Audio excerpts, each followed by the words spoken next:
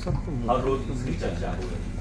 बोले भी है कि 2024 के बाद तेजस्वी को बहाल की। देखिए, ये आप दो सवाल कर रहे हैं। पहला तो आपने कहा कि प्रधानमंत्री बनने की चर्चा, मुझे तो ये चर्चा कहीं नहीं सुनाई दी। जिस दिन से नीतीश जी महागठबंधन में आए हैं उस दिन से ही मैं पत्रकारों को लगातार कह रहा हूं कि मैं इसको राज्य स्पेसिफिक घटना मानता हूं।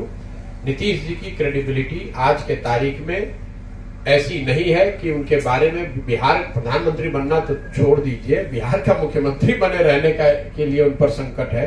कहीं कोई चर्चा नहीं है, कहीं कोई प्रयास नहीं है। ये चर्चा कौन सुन रहा है मैं तो नहीं जानता हूं। जहां तक दूसरी बात है वो ज्यादा महत्वपूर्ण है। उन्होंने कहा कि 25 का चुनाव तेजस्वी जी के नेतृत्व में लड़ा जाएगा। तो मेरी मान ये है, मेरा सुझाव भी ये है कि भाई 25 तक इंतजार करने की जरूरत क्या है।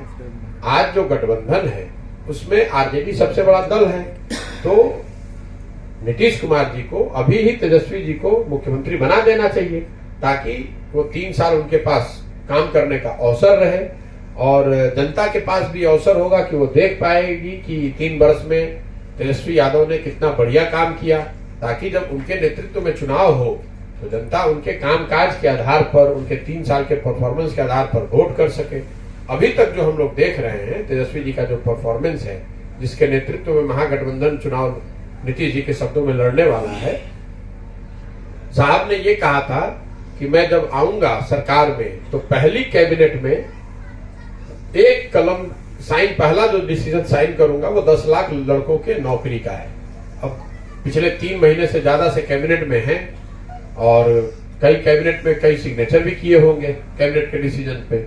मैं ये सोच रहा हूं कि 10 लाख नौकरी वाला जो डिसीजन था, मतलब कलम टूट गई है या स्याही सूख गई है, ये तो नीतीश जी और तेजस्वी यादव ही बताएंगे। लेकिन हम लोगों ने ये जरूर देखा कि लड़कों को टीईटी और सीटेट के पास किए हुए लड़कों को डकबंगला चौराहे पर दौड़ा दौड़ा कर मारा गया। अगर आप 10 लाख लोगों को नौकरी देने की बात कर रहे हैं तो इससे आसान तो कोई तरीका ही नहीं है।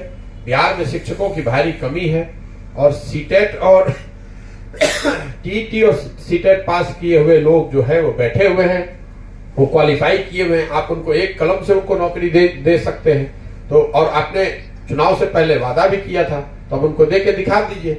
देखिए, ये झूठे वादे करना और लोगों को भ्रम में डालकर वोट लेना, इनकी ये पुरानी फितरत है। अब बिहार में सबसे ज्यादा हालत जो खराब है, ग्रामीण सड़कों की हालत खराब है। तो ग्रामीण सड़क मंत्री कौन है? ग्रामीण कार्य मंत्री तेजस्वी यादव है।